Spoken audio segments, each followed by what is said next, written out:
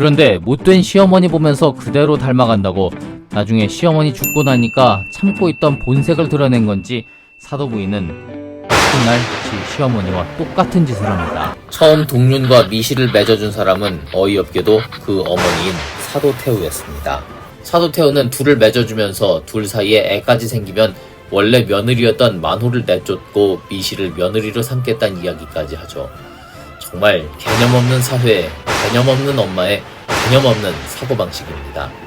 싹수 노란 놈 하나 잡아보겠다고 미친 짓 했다가 이를 더 키운 겁니다. 그런데 이 개념 없는 사도태우는 남편이 죽자 그 죽음도 숨기고 자기가 평소에 그렇게 싫어하던 금륜왕자를 부릅니다. 그리고 뭔 생각인지 그 상황에서 이 금륜과 미실이 하룻밤을 보내게 합니다.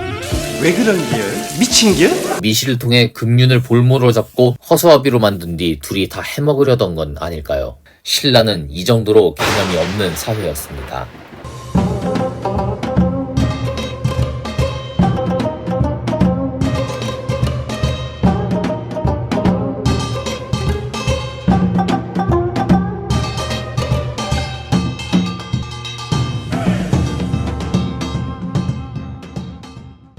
사도태우는 진흥왕 때부터 활약했던 거칠부를 상대 등에 앉혀 내정을 맡기고 이사부의 아들 세종에게 외치를 맡깁니다.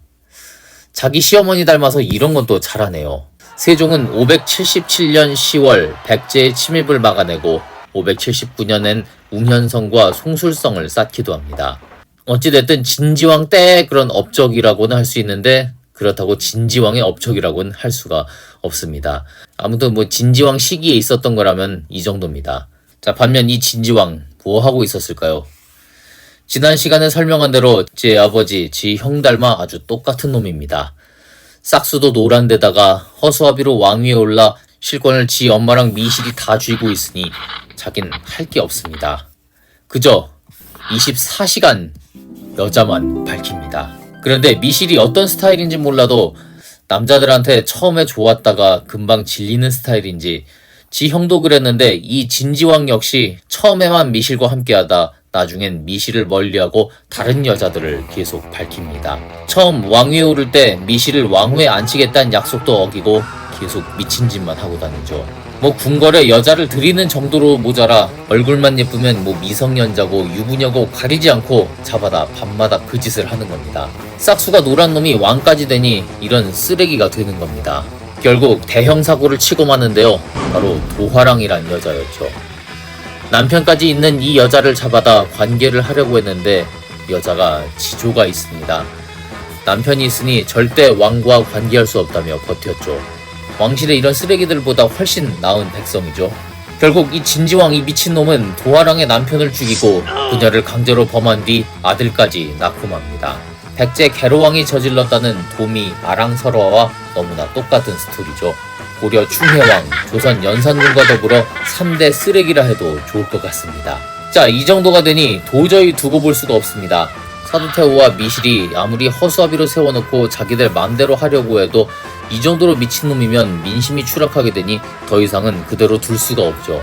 쓰레기 하나 세워서 자기들 권력만 차지하려던 이 두 사람의 잘못이 매우 크다 하겠습니다. 사도태우는 결국 579년 7월 진지왕을 폐위시키고 자신의 손자 백정을 즉위시킵니다.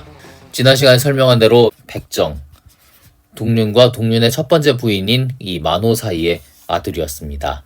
이후 진지왕은 폐위된 뒤 별궁에 갇혀 지내다 얼마 못 가 죽었다고 합니다. 자, 진지왕 가족들 한번 살펴보겠습니다. 진지왕의 왕후인 지도왕후, 아버지는 기호공이고 어머니는 흥도낭주라고 하는데요. 이 흥도낭주의 언니가 사도태우죠. 이 두 부부는 이종사촌 지간이라 하겠습니다.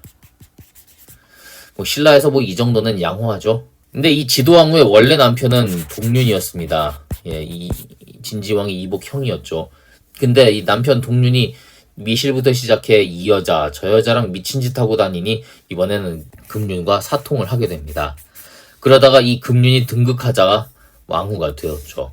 원래는 미실이 왕후가 되기로 했는데 진지왕이 등극 이후에 이 미실을 멀리하면서 얼떨결에 자기가 왕후가 된 겁니다. 그러다 진지왕이 쫓겨난 이후에는 자기보다 13살이나 어린 새 임금, 진평왕을 섬기게 됐다고 합니다. 진지왕에겐 조카니까 자기한테도 조카라고 할 수 있겠죠. 이 13살이나 어린 조카를 다시 섬기게 된 겁니다.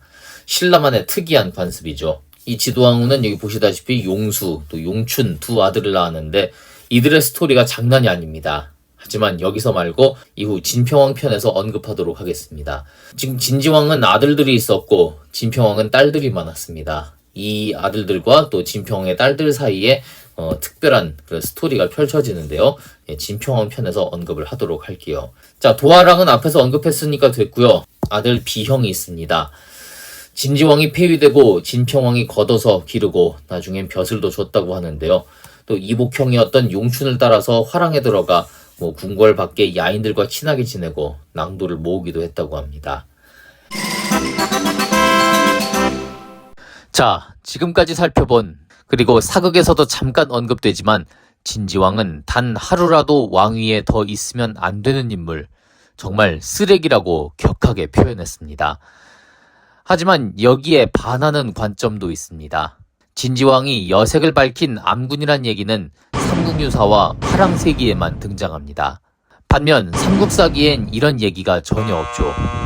그저 성을 쌓고 백제의 침입을 막아내고 딱히 위대한 업적을 남긴 건 아니지만 그렇다고 큰 오점도 없는 평범한 군주로 다만 재위기간이 짧은 것뿐이죠.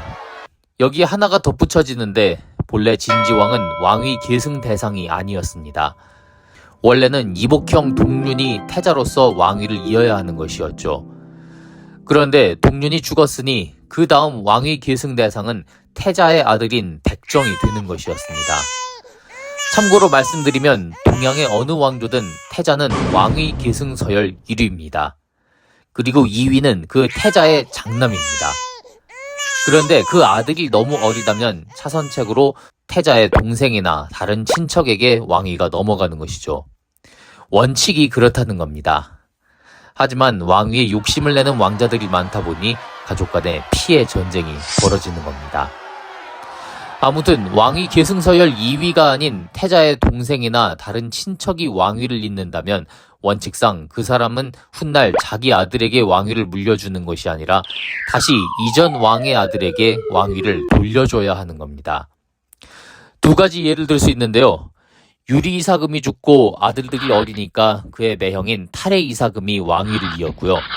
훗날 탈해 이사금은 다시 유리 이사금의 아들 파사 이사금에게 왕위를 돌려주었습니다. 이건 왕위 계승이 원칙에 따라 순탄하게 이루어진 경우입니다. 하지만 역사에 이런 경우는 많지 않습니다. 백제 침류왕이 재위 2년도 못 돼 세성을 떠나자 이복동생 진사왕이 뒤를 잇습니다. 원칙상 진사왕은 세월이 흘러 침류왕의 아들이 장성하면 왕위를 돌려줘야 하지만 끝까지 권력을 쥐려다가 결국 조카에게 살해되고 말죠.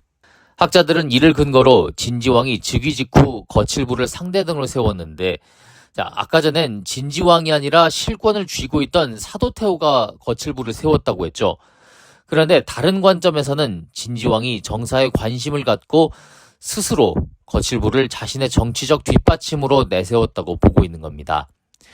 그런데 연로한 거칠부가 곧 세상을 떠나고 이후 정치적 기반이 약해진 진지왕이 귀족들과 갈등을 겪다 진평왕을 내세운 반대파에게 폐위됐고 그 후에 업적이 깎아내려진 것 아닐까 하는 의문을 갖는 겁니다. 또 한편으로는 진지왕이 폐위된 게 아니라 병으로 일찍 죽었거나 순리에 따라 진평왕에게 왕위를 물려줬던 건 아닐까 하는 추측도 있습니다. 근거로 볼 수 있는 게 보통 왕이 폐위되면 그 자녀들, 특히 아들들 역시 죽거나 유배돼 다시는 보성에 들어올 수 없는 게 원칙입니다. 그런데 진지왕의 아들들은 이후 화랑의 풍월주가 되거나 중앙귀족으로서 상당한 영향력을 미치고 살아가게 되죠. 진지왕의 손자는 훗날 왕위에 오르기까지 하고요. 또 서자였던 비형도 벼슬까지 했었잖아요. 이런 걸로 봤을 때 삼국유사의 기록처럼 진지왕이 그렇게 비참한 최후를 맞은 건 아니지 않았을까, 학자들은 그렇게 추측하는 겁니다. 왕조중심 꿀국사, 파면 팔수록 이해할 수 없는 신라 왕실과 사도태후, 또 미실의 전횡, 그리고 쓰레기라고밖에 할 수 없는 진지왕의 삶을 살펴봤습니다. 이제 아끼는 손자를 왕위에 올렸으니 사도태우는 더욱 기세등등해지는데요. 이후에 신라왕실은 어떻게 될지 다음 시간에 계속 만나보겠습니다. 왕조중심 꿀국사 지금까지 꿀이었습니다.